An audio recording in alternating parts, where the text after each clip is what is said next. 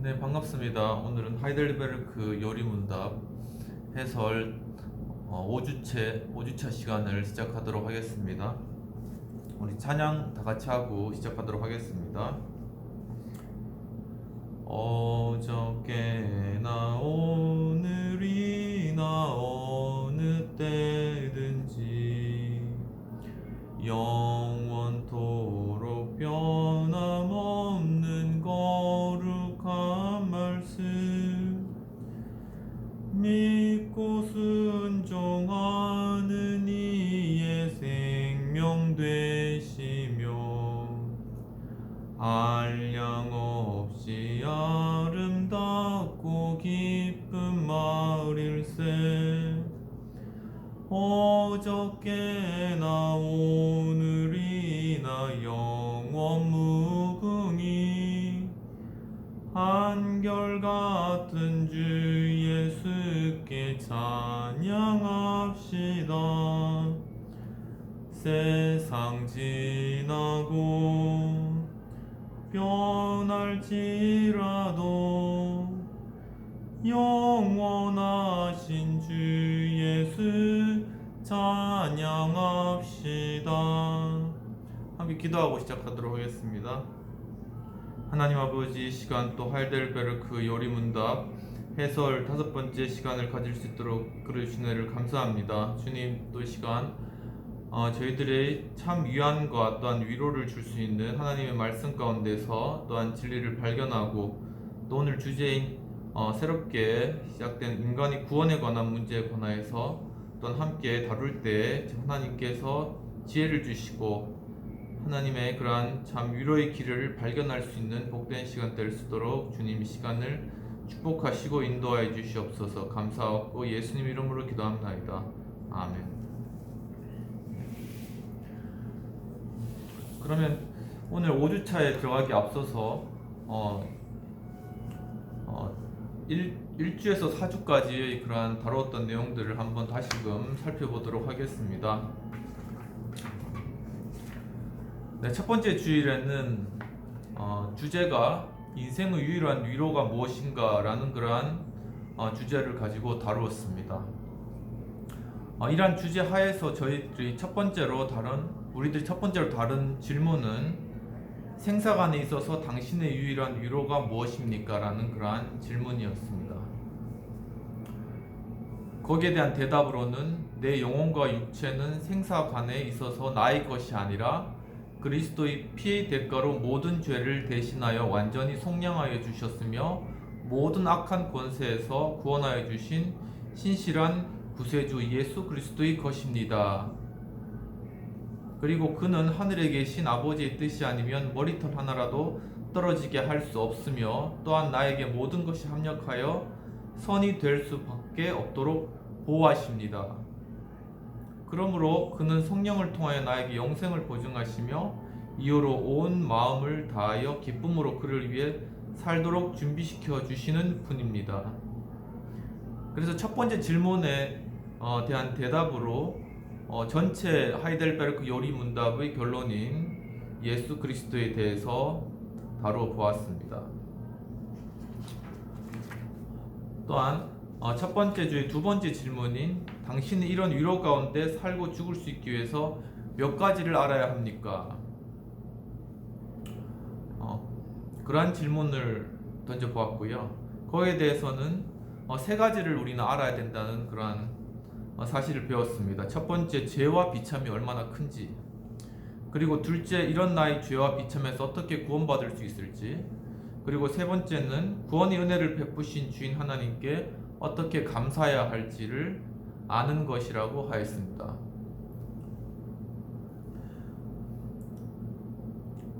그리하여서 우리가 지난 4주까지의 공부한 내용은 첫 번째, 죄와 비참이 얼마나 큰지 알아야 한다는 것에 대해서 공부하였습니다. 두 번째 주로 들어와서 인간이 비참함이란 그러한 주제를 가지고 두 번째 주일날 공부를 하였습니다. 두 번째 주제의 세 번째 질문은 당신은 어디서 죄로 인한 비참함을 알 수 있습니까? 라는 그러한 질문이었습니다. 거기에 대한 질문으로 그의 대답은 하나님의 말씀인 율법에서 알 수 있다라는 것이 그 대답이었습니다. 즉 인간에게 생사관이 있어서 참 그러한 유일한 위로를 받기 위해서는 먼저 인간이 죄를 알아야 되고 그 죄는 바로 율법을 통해서 알 수 있다는 것입니다. 또한 양심을 통하여서도 알 수 있습니다. 왜냐하면 하나님께서는 우리 양심의 법이라는 것 주셨기 때문에 이 양심이라는 것이 또한 우리를 찌르기 때문에 우리가 죄를 지었을 때 우리가 죄인인 것을 깨닫게 하는 것입니다.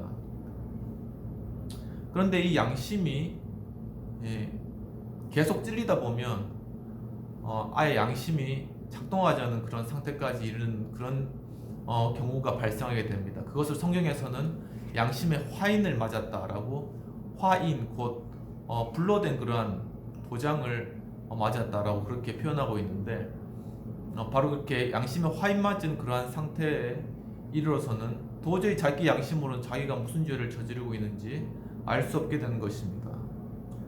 그렇기 때문에 우리가 일반적으로 보았을 때는 아주 극악무도한 죄악들도 그것을 저지르는 사람이 전혀 그런 죄악에 대해서 인식하지 못하는 경우가 발생하게 되는 것입니다.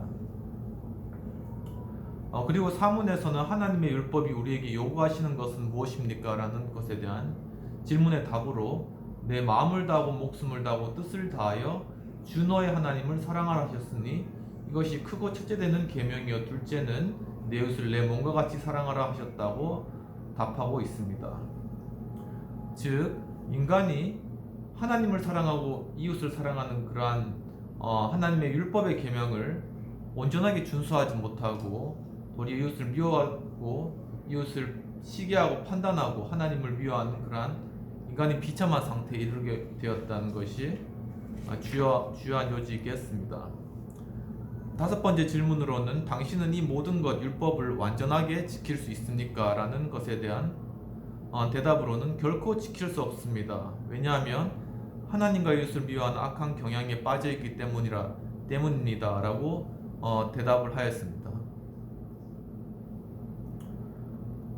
그러면 세 번째 주일로 들어와서 제6에서 8문에서 다루고 있는 중요한 주제는 타락한 인간의 본성에 관한 내용을 다루어 보았습니다.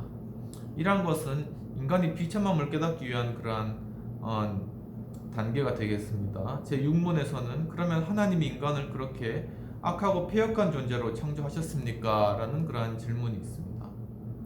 거기에 대한 대답으로는 아닙니다. 하나님은 인간을 선하게 그 형상을 따라 창조하셨습니다. 그러한 것이 대답이었습니다. 즉 인간이 이렇게 악하게 된 것은 바로 하나님의 탓이 아니냐라고 그 탓을 하나님께 돌리는 그러한 사람들이 많이 있는데, 그것에 대한 그러한 반론에 대한 대답으로서 하나님이 원래는 인간을 선하게 창조하셨다라는 그러한 대답을 제시하고 있는 것입니다. 제7문으로 넘어가서는 그러면 현재와 같은 종류의 타락이 어디에서 왔습니까? 라는 그러한 질문이 되겠습니다.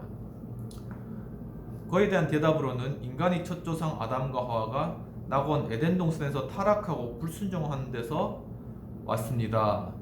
그때 인간 본성은 모두가 죄 가운데 잉태되고 태어나도록 허물로 오염되었습니다. 즉 원래 인간을 하나님께서 선하게 지으셨지만 인간이 스스로 죄를 선택하였고 죄의 유혹에 빠져서 타락하게 되었다고 함으로써 제7문의 대답은 인간이 타락하고 죄악되고 비참한 상태에 이르게 된 그러한 원인과 그러한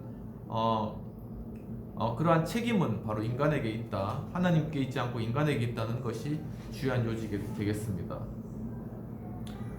그러면 제8문으로 넘어가서는 우리는 그 선에 대해서도 전혀 무능하고 모든 악애로만 기울 정도로 부패되어 있습니까? 라는 것이 질문이었습니다. 거기에 대한 대답으로는 그렇습니다. 라는 것이 대답입니다.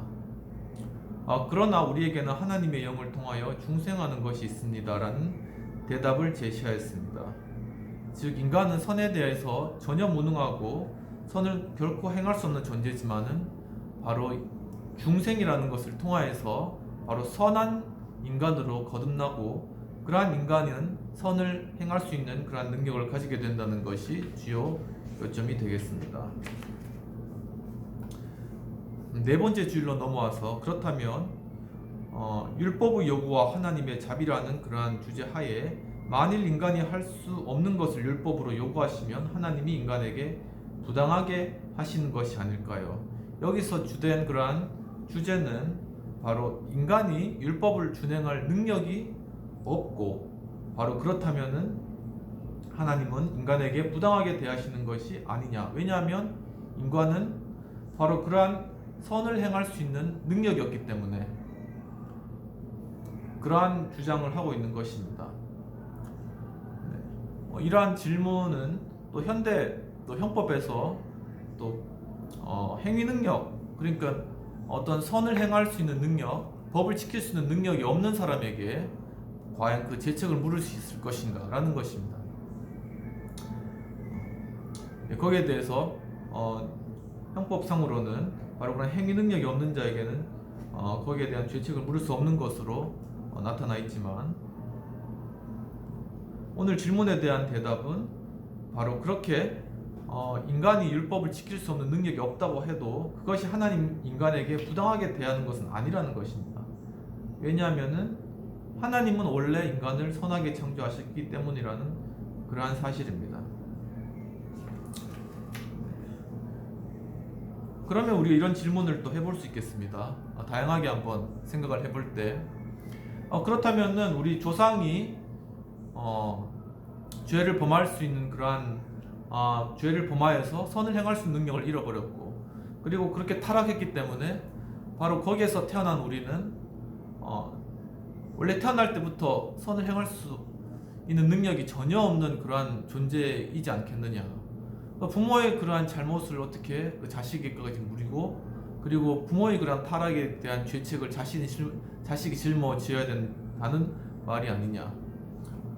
그런 질문을 또 해볼 수 있겠습니다. 이것도 바로 연좌죄와 관련된 그런 문제죠. 부모에 대한 죄를 3, 4대까지 갚는 것은 부당하다는 그러한 것입니다.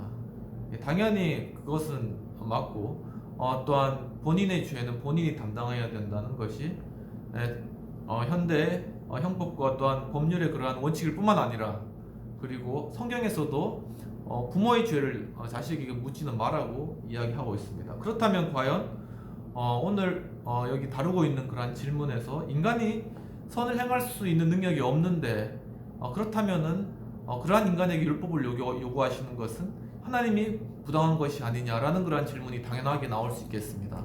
그렇지만은 우리가 그 율법의 목적에 관하여서 다시금 생각해 보아야 될 그런 필요가 있는 것입니다.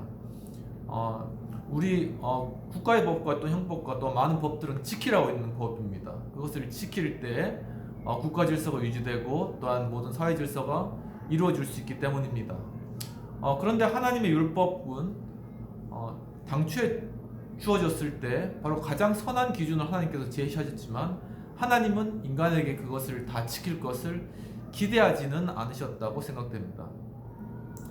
바로 여기서 말씀하고 있는 것도 우리 인간의 비참을 알기 위해서 바로 율법이 존재하는 것이지, 인간이 율법을 지키라고 율법이 존재하는 것은 아니라고 말씀하고 있는 것입니다. 그렇기 때문에 우리가 해야 될 것은 무엇인가 하면 이 율법을 알고 그것을 지키기 위해 부단히 노력하는 방향으로 갈 것이 아니라, 이 율법을 통해 도리어 내 자신이 죄인이라는 것을 절실히 깨닫는 그것이 바로 율법의 본래적인 목적이라고 볼 수 있겠습니다. 네, 그러면 신문으로 넘어와서 하나님은 그와 같은 불순종과 타락을 벌하지 않고 내버려 두시기를 원하십니까? 라는 그러한 질문을 던지게 되는 것입니다. 하나님은 불순종과 타락을 벌하지 않고 내버려 두시는 분은 결코 아닙니다. 그는 천성적으로 자의적인 죄에 대해 무섭게 분노하십니다. 그리고 이 율법의 모든 말씀을 실행치 아니하는 자는 저주를 받을 것이라고 하셨습니다. 바로 공정한 심판에서 그 죄를 일시적으로 또는 영원히 벌하시기를 원하십니다. 만약 죄를 그냥 둔 상태에서 그냥 그 사람에게 면죄부를 준다면 그것은 하나님께서 정의로우신 분이라는 그러한 기본적인 가정을 어기는 것입니다. 하나님은 정의로우시고 공의로우시기 때문에 죄를 지은 사람에게는 반드시 그 죄에 대한 형벌을 가하신다는 것이 하나님의 본래적인 그러한 속성이시고 공의로우심이라는 것입니다. 그렇다면은 결국 제11문에 하나님은 자비로운 분이 아니십니까? 라는 그러한 질문을 하실 수 있겠습니다. 하나님은 자비로우신 분이 아니십니까? 그에 대한 대답은 하나님은 자비로우신 분이 분명합니다 라는 것이 대답이 되겠습니다. 그는 또한 의로우신 분이시고 또한 영혼과 육체에 영원한 형벌을 내릴 것을 분명히 요구하고 계신다라는 그러한 사실인 것입니다.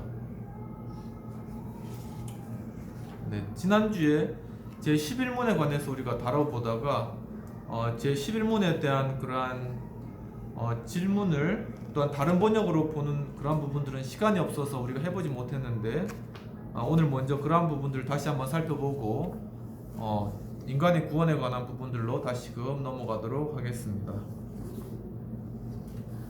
제11문에 대한 다른 번역으로는 이렇게 되어 있습니다. 그렇다면 하나님은 자비가 없으신 분이십니까? 같은 말이죠. 그에 대한 다른 번역의 그러한 대답으로는 하나님은 분명히 자비로우신 분이지만 또한 정의로우신 분이십니다. 하나님의 정의는 죄 곧 그의 높으신 권위에 대한 도전에 대하여 무거운 처벌, 즉 육신과 영혼의 영원한 형벌을 내리십니다. 라는 것이 또한 다른 번역에 대한 번역을 통한 그러한 답이 되겠습니다. 또 지난 시간에 제11문에 대한 그러한 근거되는 구절을 살펴보지 못해서 이 시간 잠시 살펴보도록 하겠습니다. 근거되는 구절은 출애굽기 34장 6에서 7절 여호와께서 그의 앞으로 지나시며 선포하시되 여호와라 여호와라 자비롭고 은혜롭고 노하기를 더디하고 인자와 진실이 많은 하나님이라 인자를 천대까지 베풀며 악과 과실과 죄를 용서하시리라 그러나 벌을 면제하시지는 아니하시고 아버지 악행을 자손 3세대까지 보응하리라. 그렇게 나타나 있습니다. 네, 그 이외에도 또한 마태복음 25장 35에서 46절이나 또한 시편 5편 4에서 5절 같은 그러한 구절들이 근거 구절이 되겠는데 시편 5편 4에서 5절을 한번 읽어보겠습니다. 주는 죄악을 기뻐하는 신이 아니시니 악이 주와 함께 머물지 못하며 오만한 자들이 주의 목전에 서지 못하리로다. 주는 모든 행악자를 미워하시며. 계속적으로 말씀하시는 분은 하나님은 분명히 모든 죄악에 대해서 심판하시는 분이라는 것을 말씀하고 있는 것입니다. 그렇다면은 오늘 제2부로 인간의 구원에 관하여서 우리가 다루어 보도록 하겠습니다. 제2부 제1부는 인간의 그런 죄악 그리고 비참한 상태 그리고 영원히 멸망받을 수 없는 그러한 존재라는 그러한 부분들에 대해서 다루었습니다. 그렇다면은 이제 제2부 인간의 구원에 관하여 라는 그러한 주제로 다뤄보도록 하겠습니다. 이제 하나님에게서 정죄되고 영원한 저주의 심판을 받은 인간은 오직 하나님의 자비 안에서만 그리고 그 자비로 나타난 그리스도 안에서만 구원을 바랄 수 있게 되었습니다. 그 때문에 하이델베르크 요리 문답서는 계속해서 인간의 구원에 대한 진리를 제2부 전체의 중심 내용으로 다루고 있습니다. 제12문부터 85문까지가 되겠습니다. 특별히 이 부분의 내용은 사도신경의 내용과 관계된 것으로 삼위일체 하나님에 대한 고백과 함께 그 순서를 따라 기독교 신앙의 기본 진리에 대해서 말해주고 있습니다. 네, 하이델베르크 요리 문답을 공부하는 그러한 목적도 처음에 말씀드렸듯이 기본적인 그러한 기독교의 교리를 올바로 우리가 알고 또한 세무로 말미암아 여러 다른 그러한 이론이나 또한 여러 다른 생각들로 인해서 분열된 그러한 우리 교회들을 그러한 교회 가운데 올바른 기준을 세우고 서로 연합하고 또한 하나의 교회로서 또한 하나의 그러한 우리 공동체로서 세워나가는 그러한 목표로 시작을 하였습니다.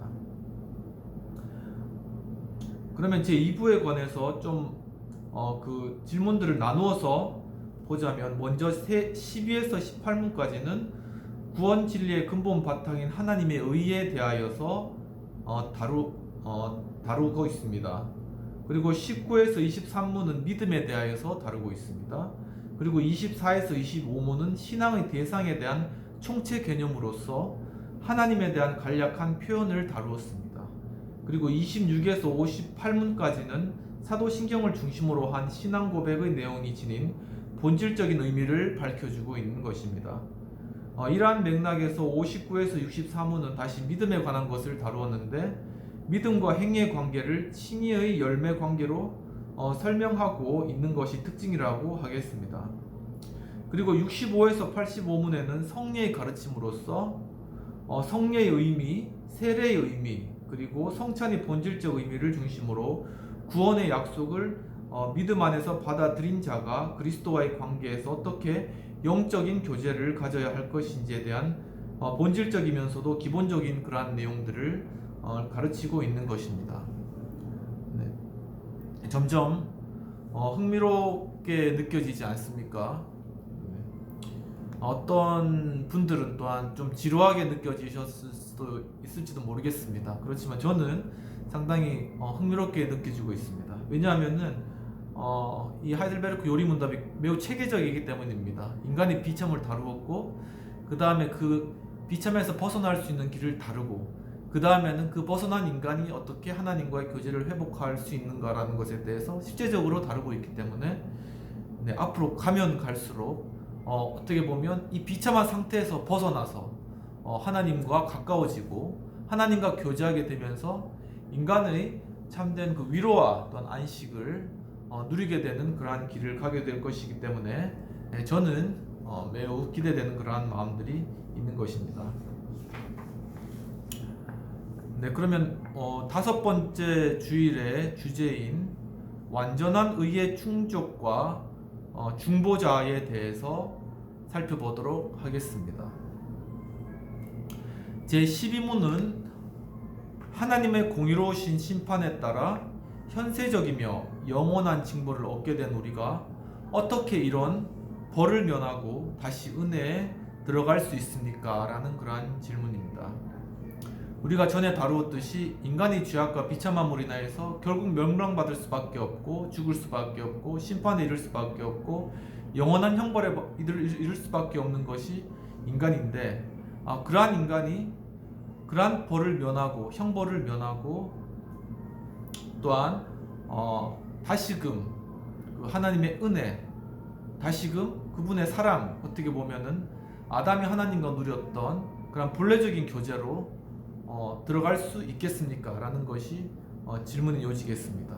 거기에 대한 대답은 하나님은 그의 의가 충분히 이루어지기를 원하십니다. 그러므로 우리 자신을 통해서든 또는 다른 사람을 통해서든 죄에 대해 완전한 대가를 치루어야 한다는 것입니다. 네.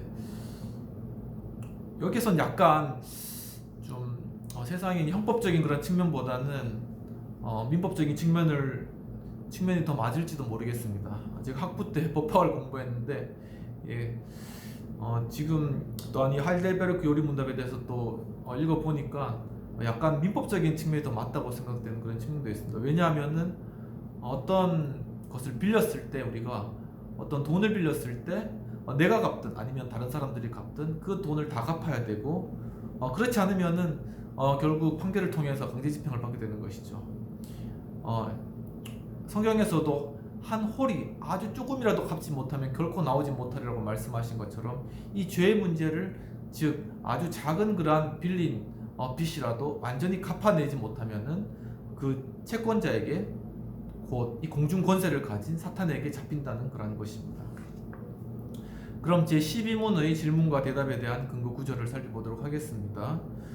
먼저 출애굽기 20.5절에서 그것들에게 절하지 말며 그것들을 섬기지 말라. 나 내 하나님 여호와는 질투하는 하나님인즉 나를 미워하는 자의 죄를 갚되 아버지로부터 아들에게로까지 3, 4대까지 이르게 하거니와. 또한 출애굽기 23장 7절에서는 거짓 일을 멀리하며 무죄한 자와 의로운 자를 죽이지 말라. 나는 악인을 의롭다고 하지 아니하겠노라. 또한 로마서 8장 3에서 4절에서는 율법이 육신으로 말미암아 연약하여 할 수 없는 그것을 하나님은 하시나니 곧 죄로 말미암아 자기 아들을 죄 있는 육신의 모양으로 보내어 육신의 죄를 정하사 육신을 따르지 않고 그 영을 따라 행하는 우리에게 율법의 요구가 이루어지게 하려 하심이니라. 이러한 것이 궁극 구절이 되겠습니다. 제 12문에 대해서 또 다른 번역으로 한번 살펴보도록 하겠습니다. 정의로우신 하나님의 심판에 따라 우리는 이 세상과 오는 세상에서 영원한 형벌을 받게 됩니다. 어떻게 하면 이 형벌도 피하고 다시 하나님의 사랑을 받을 수 있겠습니까? 좀 더 잘 이해될 수 있는 그러한 해석이 되겠습니다. 거기에 대해서 다른 해석의 대답들을 한번 살펴보면 하나님은 자신의 정의가 만족되기를 원하십니다. 그러므로 우리 스스로가 혹은 다른 이가 그의 정의를 완전히 만족시켜 드려야 한 것입니다. 라는 것이 대답이 있겠습니다. 결론적으로는 바로 이러한 정의가 만족될 때 바로 우리가 완전한 의로 들어가기 위해서는 하나님의 정의가 만족돼야 되고 그것 때문에 인간의 죄악은 완전히 해결되어야 된다는 것입니다. 그것이 바로 이 모든 것의 전제가 된다는 것입니다. 네. 과연 그러한 것이 이 세상에서는 이루어질 수 있을까요? 아무리 정의롭게 산 사람이라고 할지라도 조금의 죄는 있을 것입니다. 그리고 그 양심이 그것을 이야기할 것입니다. 그러나 그 작은 죄악도 결코 하나님 앞에서는 받아들여질 수 없다는 그러한 사실을 이야기하고 있는 것입니다. 좀 더 근거되는 그러한 구절들을 한번 살펴보도록 하겠습니다. 출애굽기 23장 7절에서는 거짓 일을 멀리하며 무죄한 자와 의로운 자를 죽이지 말라. 나는 악인을 의롭다 하지 아니하겠노라. 네, 아주 간단하게 나타나 있습니다. 악인은 하나님께서 벌하시고 의인은 하나님께서 택하시고 살리실 것이라는 것입니다.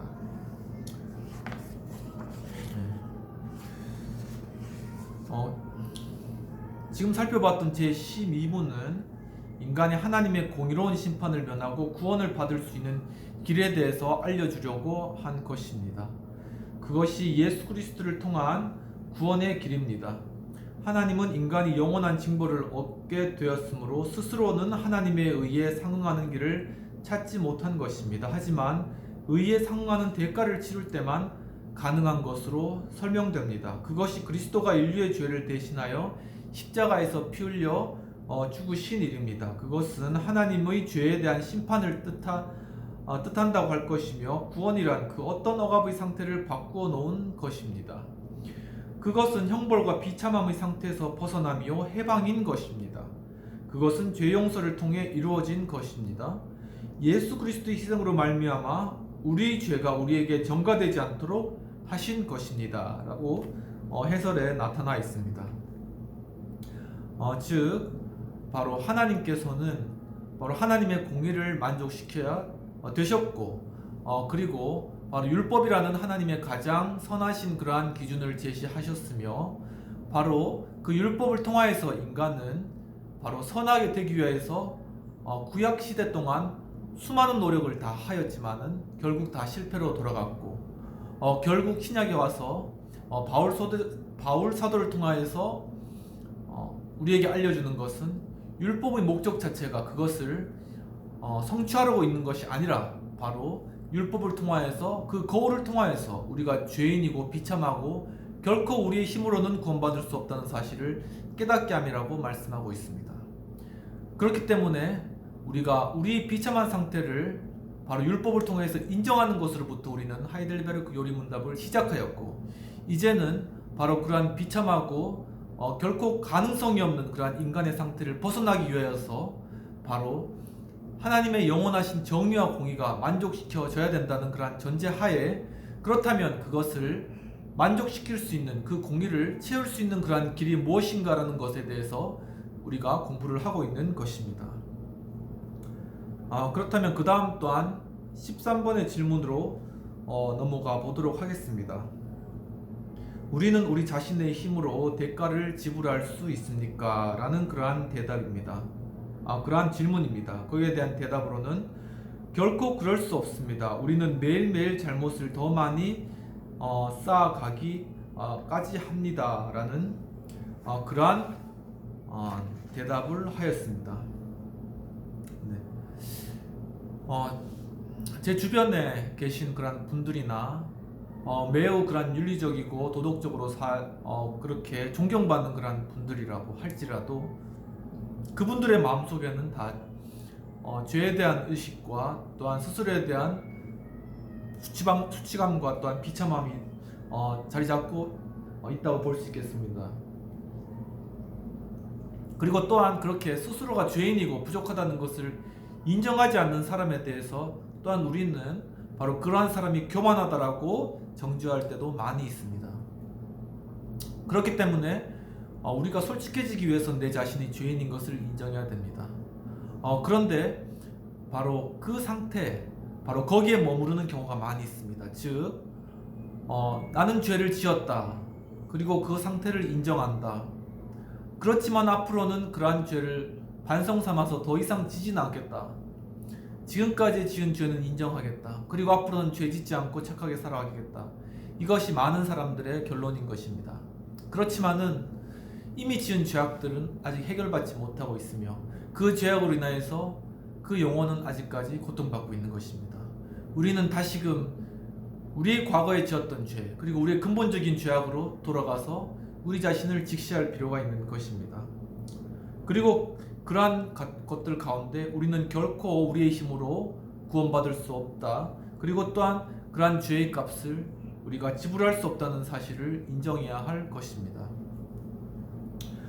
이와 관련해서 또 좀 더 다른 그러한 번역으로 보도록 하겠습니다. 제 13문에 대해서 다른 번역에는 이렇게 나와 있네요. 우리 스스로 죄값을 치를 수 있습니까? 네, 이렇게 질문을 하고 있습니다. 좀 더 직접적이고 그러한 질문이 되겠습니다. 그렇게 이해가 되겠습니다. 거기에 대한 대답으로서는 절대 없습니다. 사실 우리는 날마다 죄를 더해가고 있을 뿐입니다. 라고 답하고 있는 것입니다. 결코 우리는 우리의 죄값을 치를 수 없다라고 이야기하고 있습니다. 여기에 대한 근거 구조를 좀 더 살펴보면 마태복음 6장 12절 우리가 우리에게 죄 지은 자를 사하여 준 것 같이 우리 죄를 사하여 주옵시고 그리고 로마서 2장 4에서 5절 혹 내가 하나님의 인자하심이 너를 인도하여 회개하게 하심을 알지 못하며 그의 인자하심과 용납하심과 길이 참으심이 풍성함을 멸시하느냐. 다만 내 고집과 회개하지 아니하는 마음을 따라 진노의 날 곧 하나님의 의로우신 심판이 나타나는 그 날에 임할 진노를 내게 쌓는도다 라고 말씀하고 있습니다. 즉 우리가 죄인임을 인정하지 않고 또 하나님을 부인하고 우리가 우리의 죄값을 우리가 스스로 치를 수 있다고 생각하는 그런 것이 고집